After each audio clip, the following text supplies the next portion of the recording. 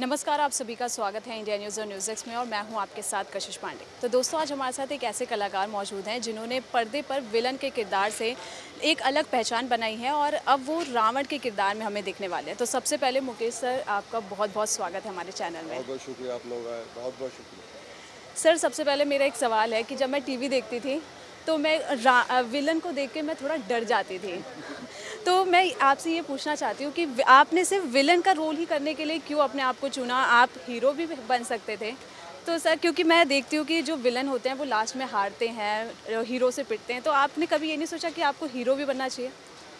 नहीं, जब बने थे क्योंकि ना तो कोई बताने वाला था, ना ही मैं उस तरह परिवार से था कि जिसका परिवार फिल्मों में हो। तो जो मेरे अंदर हो रहा था वही लेके मैं लोगों से मिलता था और उसी तरह के दरवाज़े खुले। और जब दरवाज़े खुले तो मैंने उन्हें बंद करने की कोशिश नहीं की, ये सोच के कि मुझे ये नहीं ये करना है। मैंने ऐसा नहीं किया, इसलिए मैं आपके सामने खड़ा हूँ। किस्मत में आप मेहनत करते जाइए, इसके दरवाज़े जैसे भी ऊपर वाला खोलता है आपके भले के लिए खोलता है। उसके अगेंस्ट जाने की ना तो ज़रूरत करें ना आपको ज़रूरत है, क्योंकि ऊपर वाले से ज़्यादा आपके बारे में सोचने वाला और कोई नहीं होता। तो मैंने उसी लाइन को फॉलो किया है। उसमें नेगेटिव रोल भी मिले, पॉजिटिव भी मिले, लोगों ने पसंद किया, लेकिन अभी भी मैं उसी रास्ते पे चल रहा हूँ। सर, आप रावण का किरदार निभा रहे हैं रामलीला में, तो इस किरदार से आपने कुछ सीखा? क्योंकि रावण को तो हमेशा लोग नेगेटिव उसमें लेते हैं कि उनसे कुछ सीखना चाहिए, आपने कुछ सीखा? जी हाँ, बहुत कुछ सीखते हैं हम लोग। हमारे लिए भी बहुत कुछ है सीखने के लिए, क्योंकि लोगों का प्यार मिलता रहता है। जहाँ जाते हैं 10, 12, 15 लोग पहचानते हैं, तो वही कोशिश रहती है कि हमारे अंदर भी ऐसी कोई बात नहीं आनी चाहिए। ये मिल के खुश होते हैं, किस तरह हम वापस कर सकते हैं।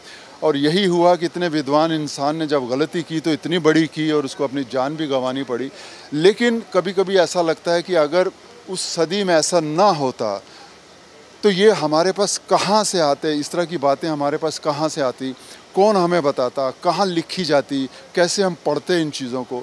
तो ये जो चीज़ें होती हैं ज़िंदगी में, जो आज जो हो रही हैं, उसमें लिखने वाले भी अपनी तरह से लिख रहे हैं। आने वाली सदियों में लोगों को पता चलेगा, हमें उस तरह का पता चल रहा है। तो मुझे लगता है कि शायद ये इंसानों के लिए ही हुआ है, सब कुछ इंसानों को ही समझाने के लिए हुआ है, जिसके लिए भी ऊपर वाले की बहुत बहुत मैं सोचता हूँ मेहर है हम सब के ऊपर।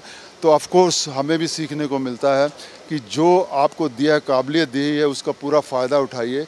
लेकिन जो चीज़ें हमें तबाह कर सकती हैं, बर्बाद कर सकती हैं, दूसरों को नुकसान पहुंचा सकती हैं, उनसे दूर रहें।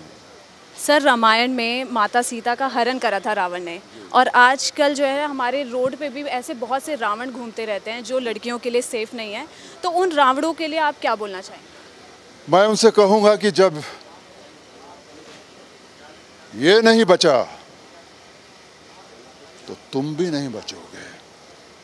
राम सिर्फ रामायण में नहीं, हर जगह में मिलेगा, हर फोर्स में मिलेगा, हर पुलिस डिपार्टमेंट में मिलेगा, रास्ते पे चलता हुआ मिलेगा। होशियार, बंद कर दो, रावण कह रहा है आपसे। Thank you so much sir, आपसे बात करके बहुत अच्छा लगा। थैंक यू बच्चा, खुश रहे।